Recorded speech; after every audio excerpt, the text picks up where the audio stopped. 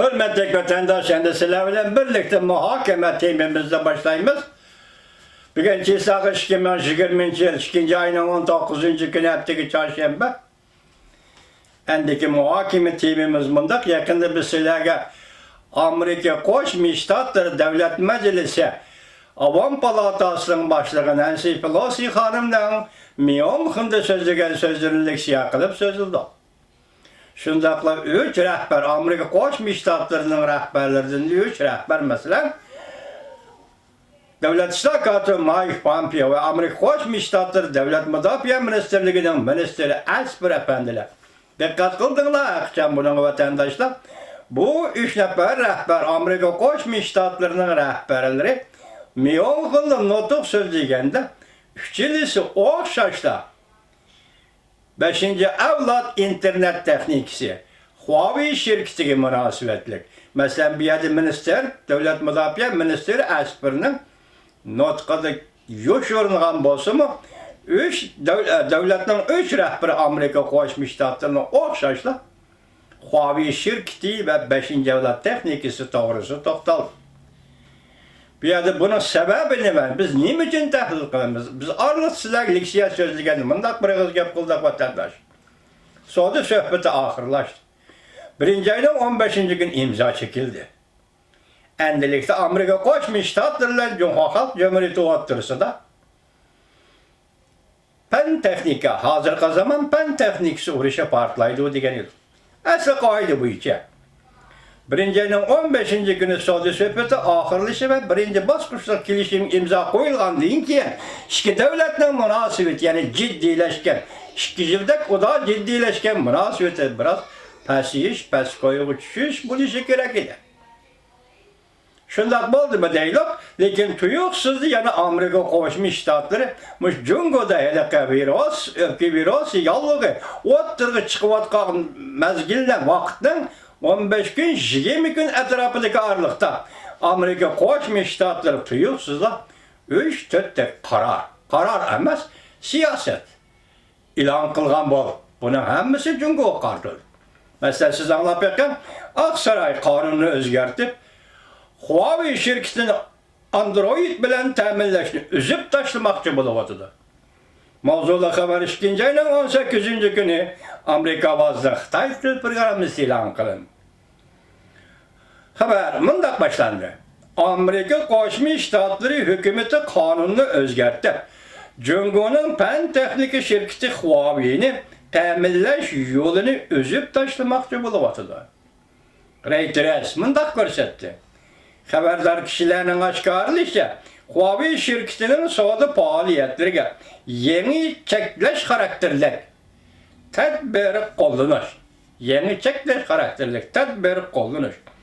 Bu şehirde vekiller hepte Amerika'da yok konu katlamda muhakeme kılacağın takabül duruş tedbirlerinin biri bulup hesaplanır. Huawei şirketi Kanada'da Nazarbent'te Huawei şirketi maliye bulunan maliye bölümünün kadri Mingwenju. Hazırki Cumhur hükümeti destekli zor turistçilik görsetti Mingwenju'nu azat kılış. Ya Kanada hükümetinin türümüde koyup bir şey ve onu kaytırıp biliş doğrusu değil ki hazır karganda bunda turistçilikten hemiz mağlup ol. Hemiz mağlup ol. Endi hazır bizden elektrikli siyadisiyle tapşırığımızda endi sözlü kilişimi imzalandı, 1. baskısı ahırlaştı. Endi pen teknika nemeden başlandı? Huawei'den başlandı. Cungo'nun Huawei şirketinin başlandı. Bunda bakanda Mingwenju'nun maliye emeldarı, Huawei'nin maliye emeldarı Mingwenju hanımdan bu Kanada'daki Nazarbent'ki ahvalı endilikte Nazarbent kılıştın kolga ilişka yani sual sorak kılışkı teşhürüşke yani cinayet cevapkarlığı tartışkı özgürem diyor. Bu aldığımızdaki yaşıyor vatandaş. Bırak hazır Huawei şirketiyle Amerika Koçmuş Ştatlarının başında muamele kılışı demek bir yerde hazır pen teknika meselesi Amerika Cungo oturusu çıktı diyen. Mesela Tünigiller'den 2. ayının 18. günü Amerika Koçmuş Ştatları hükümeti 5 türlük Cungo matbuatlarını çet elçiler ümekleri dep atıdı. Mavzulu xabar 2 ayının 19. günü Amerika avazı Xitay Türk programı e'lon qilindi. Xabar mundaq boshlandı. Washington, Amerika Qo'shma Shtatlari Davlat Mahkamasi haftaning 2 kuni, ya'ni 2 ayning 18 kuni Amerika turishliq Jungoning 5 turlik matbuotini chet el elchilari o'makları deb atadi. Ularning Washingtonda turishliq elchilarga o'xshash milliy mol-mulk va ishchi xizmatchilar haqidagi uchurlarni Amerika Qo'shma Shtatlari Davlat Mahkamasiga tizimlatishi talab qilindi. Bular agentliklar. Jungoning matbuot agentligi. Ular bu matbuotlar mundaq. Ayrim holda mundaq. Jungo axborot agentligi Shinxuashi. Avvalgi gavdisi Markaz televiziya stansiyasi xalqaro qonunining xalqaro televiziya. To'g'ri. Jungo hukumati dunyoga yuzlantiradigan Jungo xalqaro radio stansiyasi. Jungo ribo tarqitish shirkati hamda ribo bilsa xalq gazetining chet ellarda tarqitish nusxasining Amerikadagi bosh vakolatchisi Xaytian taraqqiyot shirkati qatorli Jungo matbuotlaridan iborat. Bular qo'shimcha ismlarni chiqarib olsangiz 5 turlik axborot o'rni Shinxuashidan eng oxirgisi 5 turlik. Bu 5 turlik Jungo matbuotlarini Jungo hukumati tizginlaydi. Mustaqil axborot organlari emas. Balki siyosatchilar mustaqil axborot organı emas. Bu organlar Jungoning tizginlashidagi axborot organlari. Amaliyoti shundoq qo'y, Jungo matbuot tashviqot targ'ibotni ikkinchi po'risini qo'liga beradigan partiya emas, Jungo Kompartiyasi.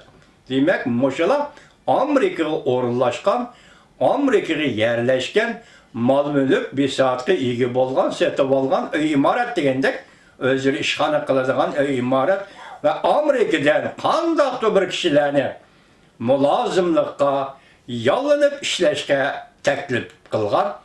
Şuna ochiqini aytganda bu axborot organlari Jungoning qo'lida hargiz yegona axborot organlari emas o'tanda.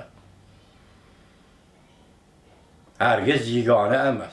Bular hukumatning topshiriqi, hukumatning tizginlashisi bo'lganda bu organlar Jungoning bexatarlik organlari bilan nima aloqa munosabatda? Siz bilmaysiz, biz bilmaymiz.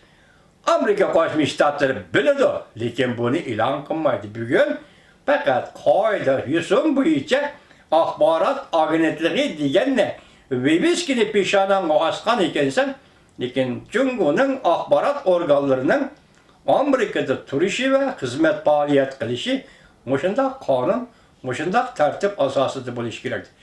Biroq Amerika Qo'shma Shtatlari hukumati uning nimani xabar qilib, nimaga qarshi yani söz matbuot erkinligi nuqtai nazarda bu axborot o'rinlariga hech nima demadi.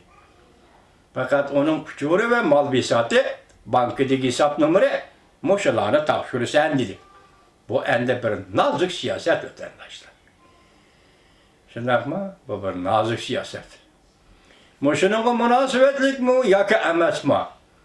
Yaqinda Xudo xolisa ikkalamiz sizlarga so'zlaymiz vatandoshlar. Amerikaning eng dangdor gazetlaridan biri Wall Street gazeti. Men 3 nafar muxbirini hozir Beijingda qo'g'lab chiqarib. Ya'ni ularga tizimlash huquqi bermi, tizimlatish huquqi bermi. Agar Beijingda sizlar qarshi e'lonmaydigan odamlar degandek ish bu. Bu Wall Street gazeti muxbirlarining taqdiriga munosabatli ish balki siyosatga munosabatlik bo'lmasa kerak, chunki yaqinda sizning xabaringiz bor, Wall Street bir parcha xabar elib, u xabarda Jungo kasal ko'psi ayni chog'da 20-40 yillardagi Sharq Janubiy Osiyoning kasal ko'psi Jungo degan gapni bu qatim Wall Street gazeti kasal ko'psi deb ishlatdi. Shunga norozi bo'ldimi yoki boshqa sabab